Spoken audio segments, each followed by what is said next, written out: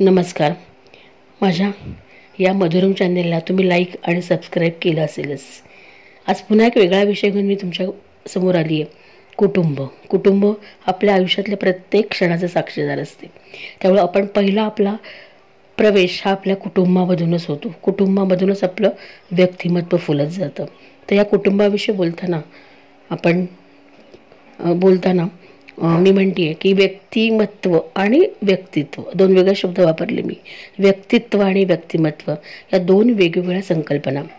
यात व्यक्तित्व हे सजीवाचं अस्तित्व, तर व्यक्तिमत्व माणसाचं शील आणि चारित्र्य दर्शवतं. व्यक्तीच्या चारित्र्यात संयम, त्याग, करुणा, प्रामाणिकपणा या सर्वांचा विकास होतो. तो ज्याच्या त्याच्या कुटुंबापासूनच. यामध्ये आई, वडील, भावंड, इतर नातेसंबंधातील व्यक्तींच्या वर्तनाचा परिणाम व्यक्तिमत्वावर होतो आणि कुटुंबातच व्यक्तिमत्वाचा घाट तयार होतो.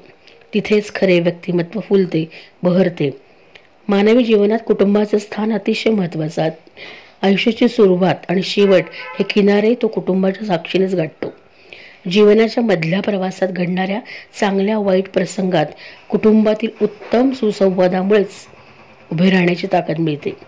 माणूस म्हणजे नुसते पोट नाही, त्याला मन आहे, भावना आहे. मनाला आनंद देणारे क्षण त्याला कुटुंबापासूनच मिळतात. कौटुंबिक प्रेम, जिव्हाळा, आपल्या अंगच्या कलागुणांचे कौतुक होणं, त्याची दखल घेतली जाणं हे सुखी जीवनाचे आधारस्तंभच. घरातील सदस्यांमध्ये निकोपता, पारदर्शकता असेल तरच ते शक्य होते. एकमेकांना समजून घेणारे, प्रोत्साहनाची थाप देणारे, चुकीच्या गोष्टींना समर्थन न देता कान उघाडणी करणारे आपले कुटुंब, आपला आत्मा, प्रत्येक क्षणांचे साक्षीदार. मग त्यात बोटाला धरून चालायला शिकवणारी आई, आजही चालताना आयुष्यातल्या एखाद्या निसरड्या वाटेवर अजून तेवढाच तसाच आधार देते. काळ बदलला तर तिचा आपलेपणा तोच आहे. आईचे स्थान अनन्यसाधारण, तिच्याशिवाय आपले अस्तित्व शून्यच.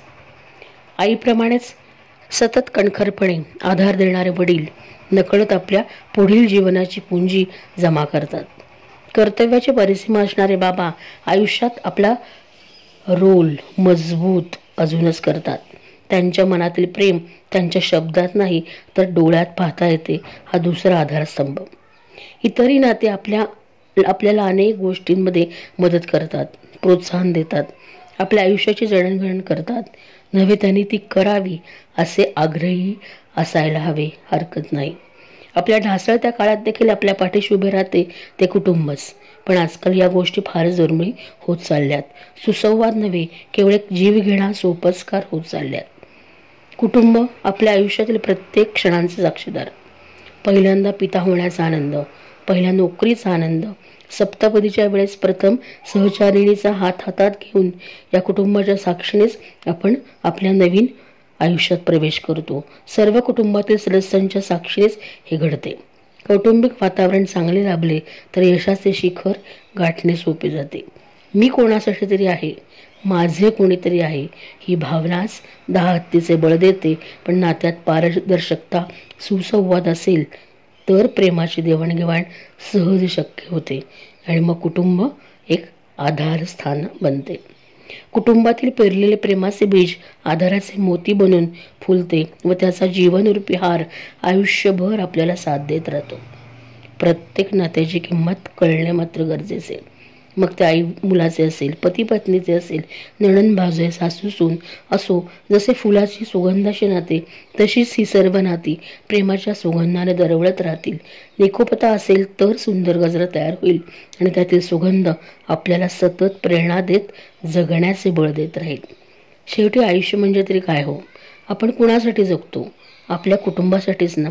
कुटुंबाचा अविभाज्य सहभाग आपल्या आयुष्यात आहे ही जाणीव ही खूप आधार देते.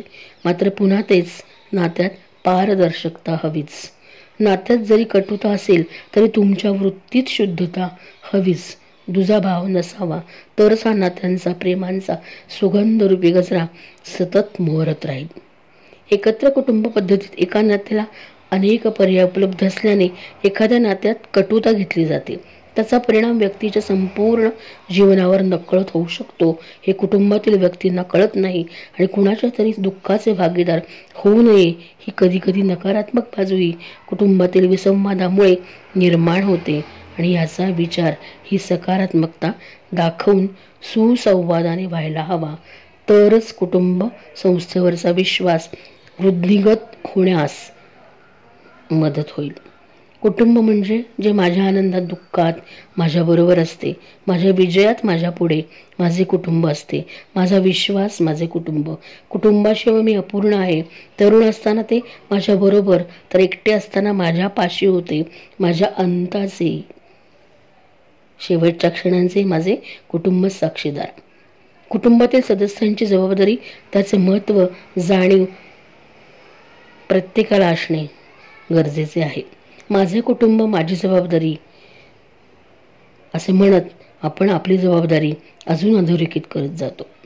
नात्यात कटुता, मैत्रीत स्वार्थ, कर्तव्यात कसूरता असली तरी वृत्तीत शुद्धताच हवी, नव्हे ती असावी. हा सद्विचार कुटुंब या जाणीवीला बळकटी देतो असेच म्हणता येईल. माझे कुटुंब माझ्या जगण्याचा खरा आधार, अशीच भावना सगळ्यांची असते. यात सगळ्यांचे योगदान असतेच असावे ही अपेक्षाच गृहीत.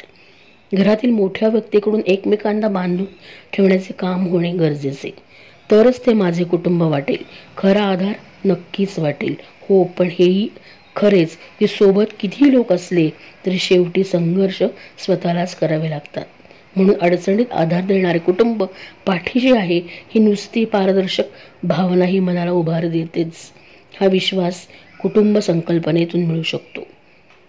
तेव्हा कधीकधी स्वतःलाच भक्कम बनवावे हेच योग्य. सध्याच्या या काळात एकमेकांना साथ देणं, विश्वास देणं फार महत्त्वाचे आणि ती गरज भागू शकते कुटुंबातल्या प्रेममय सुसंवादामुळे. सुसंवादाची माध्यमं जरी बदलली तरी संवेदना, भावना, जाणीवा त्याच असाव्यात. कुटुंब या संकल्पनेविषयी मांडण्याचा एक छोटासा प्रयत्न तुम्हाला आवडला असेलच, कारण सगळ्याची सुरुवात ही आपल्या कुटुंबातूनच होते. आपण जे काही करतोय ते सगळं आपल्या कुटुंबासाठीच. आपणही कुठल्या तरी कुटुंबाचा एक भाग आहोतच. धन्यवाद.